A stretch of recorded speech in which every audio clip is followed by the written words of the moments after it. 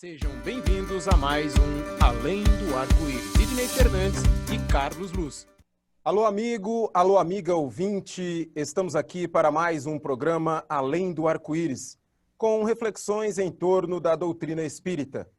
Rogamos ao Senhor da Vida abençoe os nossos propósitos de bem servir. Estaremos hoje apresentando mais um estudo de caso com base em um artigo de Sidney Fernandes. Falaremos hoje sobre previsões do futuro. Se você tem alguma sugestão para o nosso programa, escreva um e-mail para carloseduluz@uol.com.br carloseduluz@uol.com.br. E para o programa de hoje, mais uma vez, temos as presenças de Carlos Luz e Sidney Fernandes. Adivinhações e seus perigos. Alô, Paulo. Recebi uma quantia com a venda de um terreno, com muitas dúvidas para aplicá-lo. Poderia me orientar?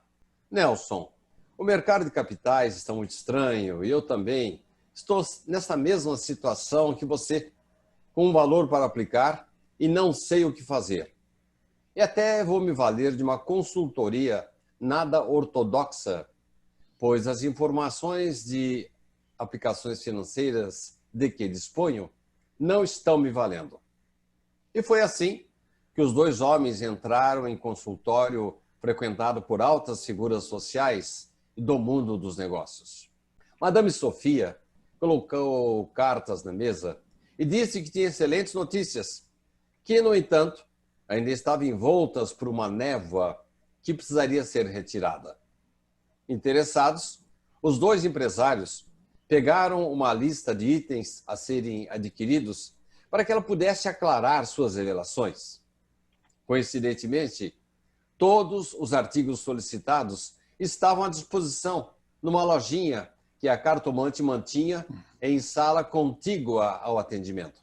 Assim que Sofia jogou os búzios, defumou o ambiente e deu várias tragadas e um charuto e disse que estava pronta para receber as informações financeiras dos seus guias. Os investidores deveriam esperar por uma semana e logo depois que a bolsa despencasse fragorosamente, movida por desequilíbrios asiáticos, deveriam aplicar vultosa importância, aproveitando-se do baixo preço das ações.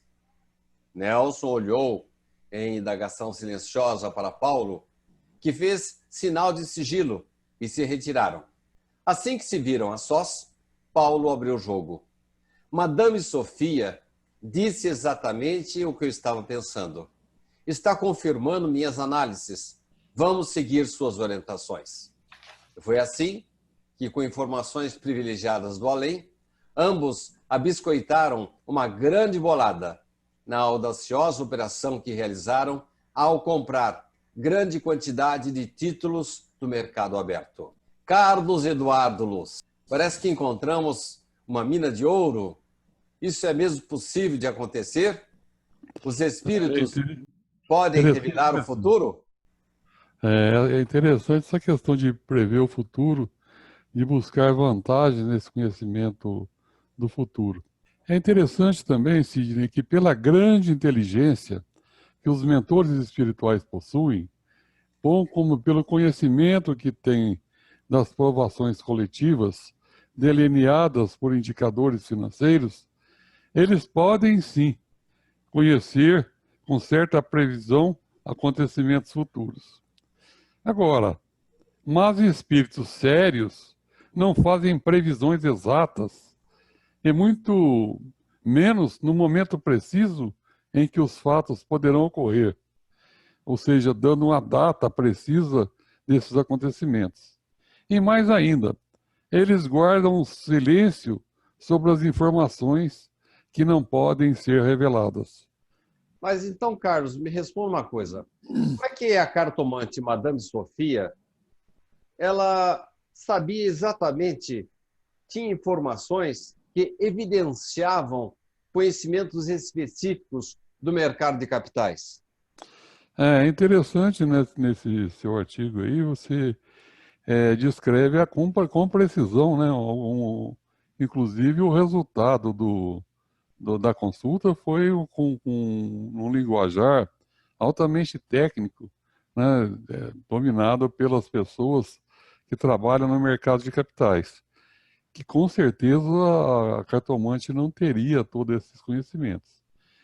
Então a explicação seria que ela, dotada de grande sensibilidade e mais do que isso, grande perspicácia, Madame Sofia conseguiu ler o pensamento de um dos consulentes e pôde dizer exatamente o que esperavam dela. Daí um deles dizer à saída do consultório: Madame Sofia disse exatamente o que eu estava pensando. Então, Sidney, a Madame Sofia, né, ela tem realmente a sensibilidade, foi buscar no inconsciente, foi buscar no espírito, na alma das pessoas que foram fazer a consulta. E ali, então, ela buscou essas informações. E a Madame, então, usando a inteligência, tendo posse desse conhecimento, ela colocou a maneira de falar, né, aquela maneira assim esotérica de falar, e deu toda a credibilidade o que deu toda a credibilidade às suas palavras. Então, pelo que eu estou entendendo, Carlos, você admite que ela tenha uma certa sensibilidade, ela tem mediunidade, e ela costuma utilizar-se dessa sensibilidade exatamente para agradar as pessoas que a procuram. Mas como que ela empregou exatamente aquelas palavras que convenceram os consulentes, Carlos? Vamos pensar assim, mediunidade é a pessoa captar o mundo espiritual, captar o que pensam, o que falam, como agem os espíritos, né? Ter esse pé no mundo espiritual. A gente tem que lembrar que nós somos espíritos encarnados. Então, da mesma maneira que um médium capta informações de um desencarnado, né, através do seu psiquismo, através da sua sintonia, ele pode captar também de encarnados. Nós temos na literatura espírita, né, casos em que Kardec cita, inclusive na Revista Espírita, de manifestação de pessoas vivas em reunião, vivas entre aspas, né, em reuniões mediúnicas.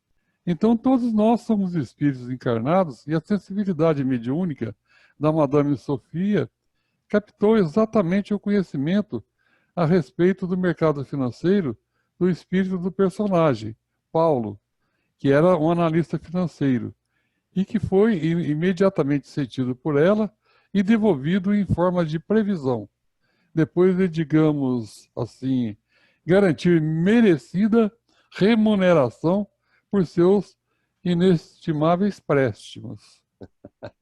Ô Carlos, mas eu já ouvi Kardec falando, fugindo um pouquinho do nosso protocolo, que o fato de o indivíduo ter alguma remuneração pela sua manifestação não representa necessariamente que ali haja uma fraude.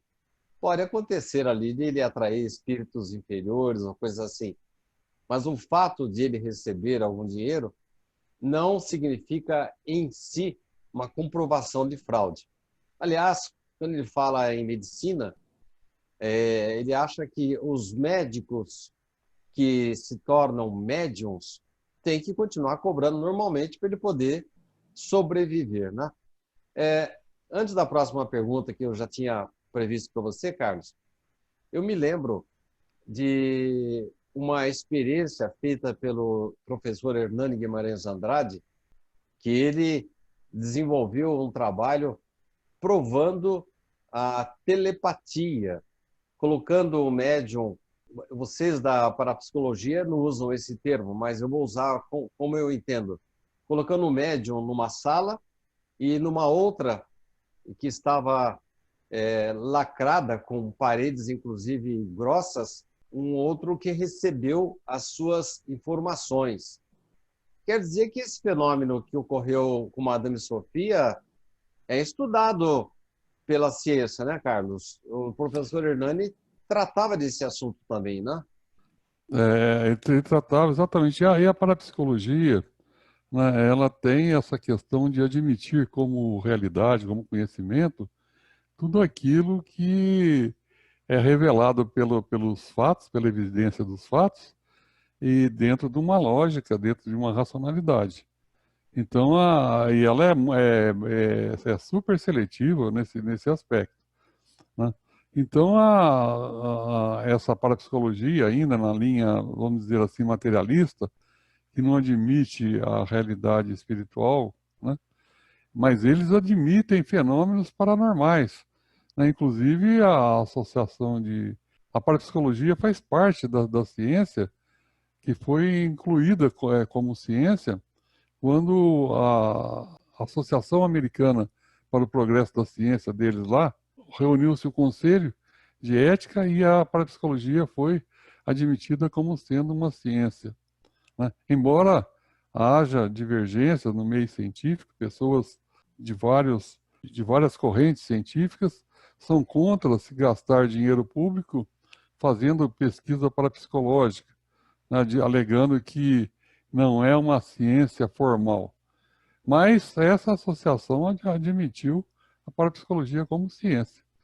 E na parapsicologia, foram feitos, sim, testes em que pessoas colocadas em locais separados, com blindagem, a chamada gaiola de Faraday, que é uma gaiola que uma gaiola metálica que impede a penetração de ondas eletromagnéticas. Então, qualquer tipo de onda eletromagnética que pudesse penetrar, ela seria bloqueada, então, por essa gaiola de Faraday. Então, a pessoa ficava completamente isolada lá em termos de ciência, em termos de física. E nos testes feitos, então, com telepatia, mesmo nessa situação, as pessoas recebiam a informação externas à gaiola, o que demonstra, então, que a informação, né, que chegou até lá dentro, ela seguiu por caminhos que a ciência não explica, que a ciência oficial, que a ciência acadêmica não tem explicação. Então, através de testes, de exames como esse, a telepatia é admitida. Então, essa situação, né, dela seria explicada pela parapsicologia como sendo a captação da cartomante do pensamento no inconsciente das pessoas que foram fazer a consulta. E de lá ela tirou essa informação.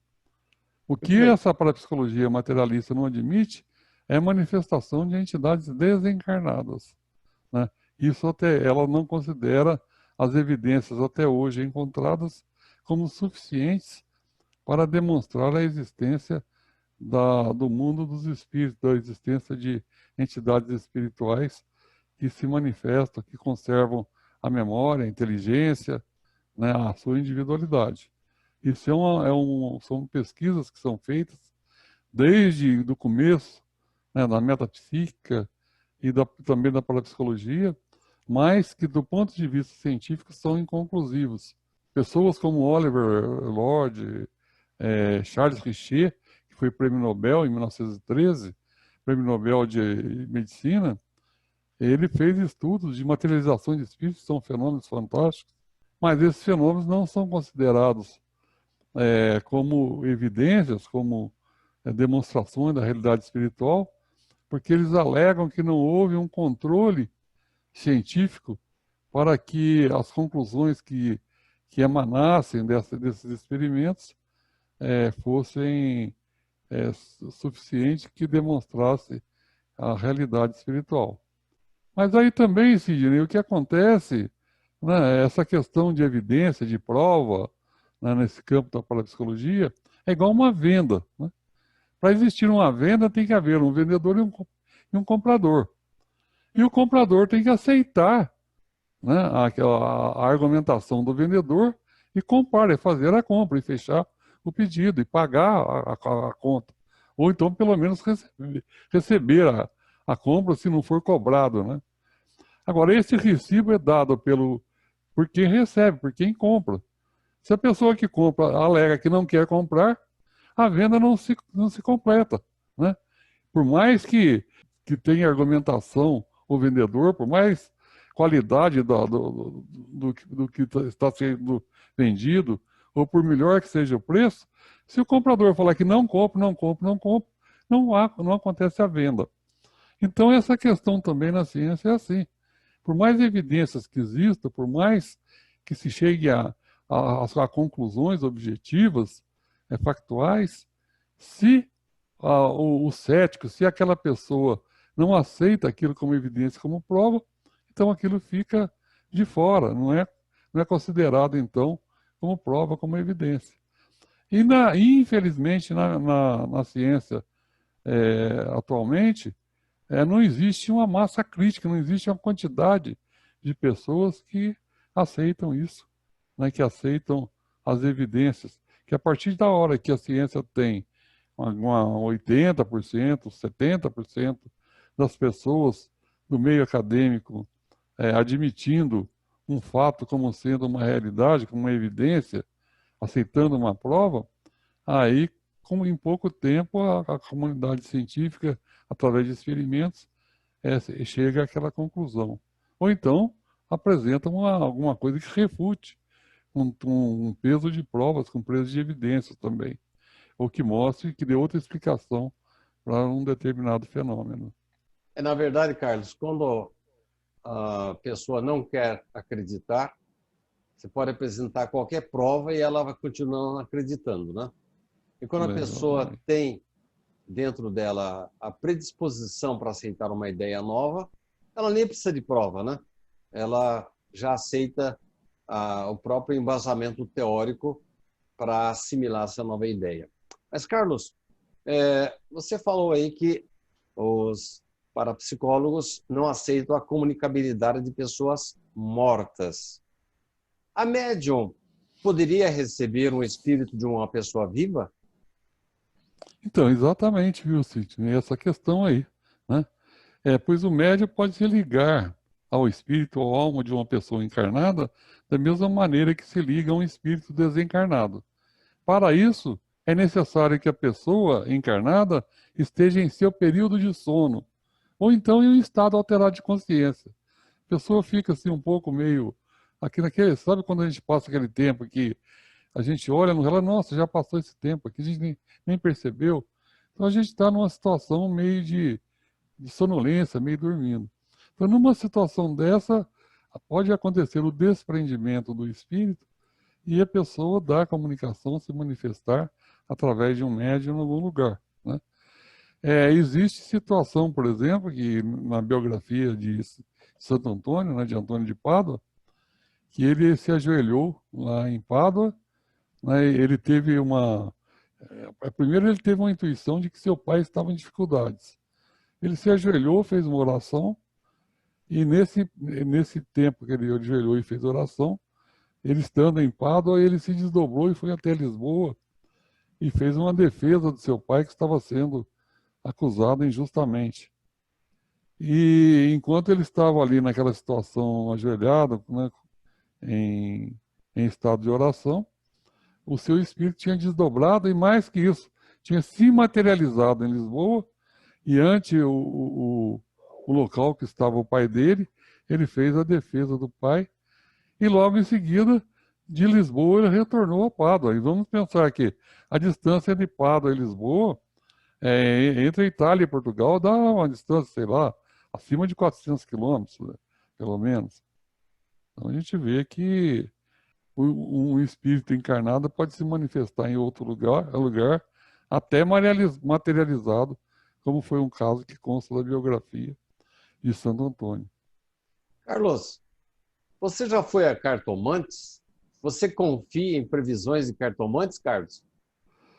Assim, essas questões são interessantes, né? O fenômeno da clarividência, que a pessoa perceber coisas em outros locais, esses outros locais podem ser locais aqui na nossa realidade física ou locais da realidade espiritual. Então, o fenômeno da clarividência precisa ser pesado e analisado com elementos probatórios. Vale a orientação de Erasto, no capítulo 20 do Livro dos Médiuns. Melhor é repelir 10 verdades do que admitir uma única falsidade. Então a gente é como uma comunicação, né, através de um médium, ela não pode ser verificada pelo documento do espírito, né? O espírito não tem RG, não tem passaporte, não tem carta de motorista. Para a gente identificar um espírito, é uma situação que a gente tem que passar por uma lógica rigorosa, alguém que tenha o conhecimento da pessoa quando encarnada. E com tudo isso, ainda fica sempre uma dúvida, será que não era aquele espírito, né? Essa subjetividade do fenômeno é uma situação complicada. O que não acontece, por exemplo, no caso citado de Antônio de Pádua, porque ele se materializou, né? É um fenômeno que ele, estando em Pádua, ele se materializou em Lisboa e deu uma comunicação lá perante várias testemunhas, várias pessoas, né? Então, um caso desse aí, se for feito, se acontecer com critério científico, dentro do rigor científico, seria uma grande evidência, né, do fato em termos de ciência acadêmica. Carlos, nós estamos chegando ao final do nosso programa de hoje. Eu queria que você, em um minutinho, desse um fecho geral para que os nossos espectadores, nossos ouvintes, tenham uma orientação sua. Como proceder em relação a esses fatos advindos de cartomantes, adivinhas? Nós devemos procurar essas pessoas, elas são dignas de confiança ou não? Para encerrar o programa de hoje, Carlos. A gente, usando a racionalidade, identificar na comunicação, no que fala o espírito, a bondade, a perfeição. Se o espírito está falando com um linguajar adequado, falando palavras que sejam coerentes, que tenham aplicação na prática de ajudar alguém, que não haja interesse econômico. E vamos pensar, a gente vai voltando a falar sobre a questão de cobrar, né? Existem países em que culturalmente os médios cobram, mas é dentro da cultura deles. No caso da Inglaterra, por exemplo, né? Que o inglês também tem um padrão ético muito, muito elevado em termos culturais. Agora, aqui na nossa cultura, aqui, você ir num local, né, que a pessoa está resolvendo a sua vida, resolvendo os seus problemas financeiros, sendo que esse próprio médium está numa situação financeira precária, identificada, né, você identifica imediatamente isso. Então, como que ele está falando alguma coisa de resolver o seu problema financeiro? Então, isso aí, com certeza, é animismo dele, é mistificação dele, ou até mesmo ação de entidades espirituais, mas não do bem, entidades espirituais não evoluídas, que estão ali para brincadeiras, para se divertirem, entre aspas, com as pessoas que têm essa credulidade. Então, procurar toda a comunicação com o plano espiritual tem que ter um motivo sério, tem que ter um objetivo sério, e os espíritos também não resolvem problemas que cabe a nós resolvermos. Tudo bem, Carlos. Agradeço muito a sua participação. Eu quero agradecer também aos ouvintes por terem estado conosco. E agora com você, Theo, para o encerramento. Muito obrigado pela sua audiência. Ficamos felizes em tê-los conosco aqui em nosso programa. Que Jesus nos abençoe e que possamos estar juntos na próxima semana. Até lá! Sejam bem-vindos a mais um Além do Arco-Íris. Sidney Fernandes e Carlos Luz.